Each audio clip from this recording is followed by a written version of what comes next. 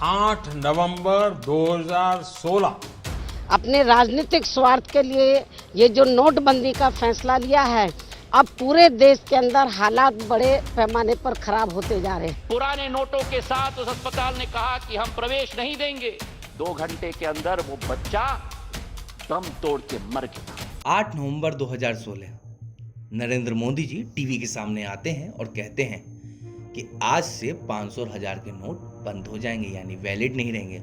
उसके बाद पूरे देश में हड़कंप मच जाता है, लोग ठीक से सो नहीं पाते हैं। अब जिसके पास काला पैसा था वो तो डरा हुआ था, यानी ब्लैक मनी।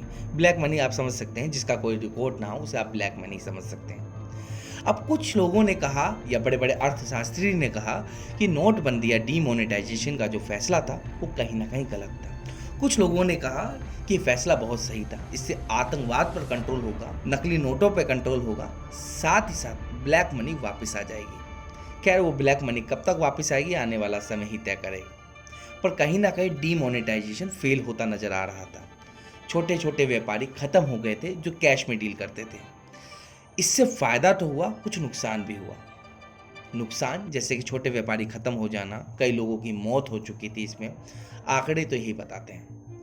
पर इतने सालों बाद अब सुप्रीम कोर्ट ने एक सवाल खड़ा कर दिया है। किससे? केंद्र सरकार और आरबीआई से पूछा है डायरेक्ट कि जो नोटबंदी का फैसला था वो क्या सही था? मुझे इसकी जांच रिपोर्ट चाहिए।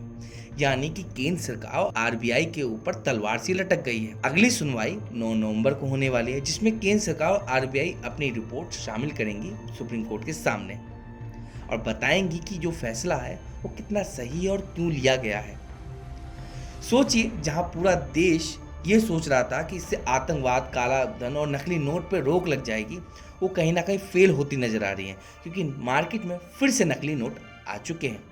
अब आने वाले समय में किस तरह और कंट्रोल किया जा सकता है इस पर, ये तो वक्त ही बताएगा। पर जाते जाते आप लोगों से एक सवाल पूछ लेते हैं कि जो सुप्रीम कोर्ट ने सवाल पूछा है केंद्र सरकार और आरबीआई से, वो सही पूछा है कि नहीं, और क्या लगता है कि डीमोनेटाइजेशन से भारत में कुछ सुधार हो पाया है, इससे कुछ ज़्यादा नुकसान हुए? अपनी राय जरूर भेजें और भी अपडेट्स के लिए बने रहें। और थंब न्यूज़ के साथ धन्यवाद।